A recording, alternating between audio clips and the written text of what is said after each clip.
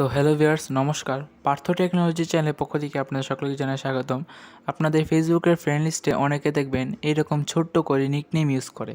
যদি আপনারাও আপনাদের ফেসবুক অ্যাকাউন্টের নামের পাশে এরকম নিকনেম ইউজ করতে চান, তো সম্পূর্ণ ভিডিওটি দেখবেন, কারণ আমি এই ভিডিওতে শিখিয়ে দিব কীভাবে আপনারা আপনাদের অ্যাকাউন্টে এরকম নিকনেম ব্যবহার করতে পারবেন।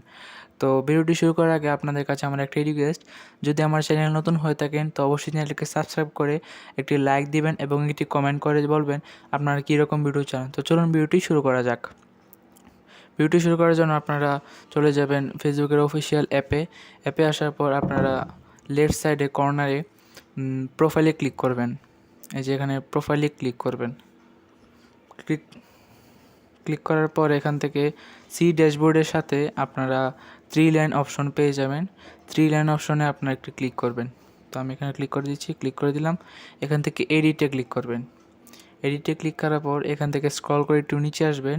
নিচে আসার পর এডিট অ্যাবাউট ইউরসেলফ এখানে ক্লিক করবেন।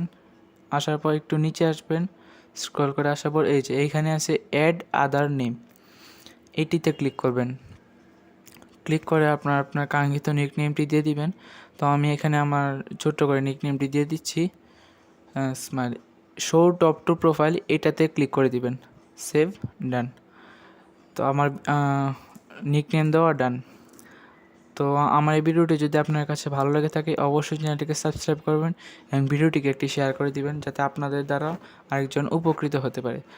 তো ধন্যবাদ আমার ভিডিওটি দেখার জন্য, এবং আমার ভিডিওতে একটি কমেন্ট করে জানিয়ে দিবেন আপনারা কীরকম ভিডিও চান।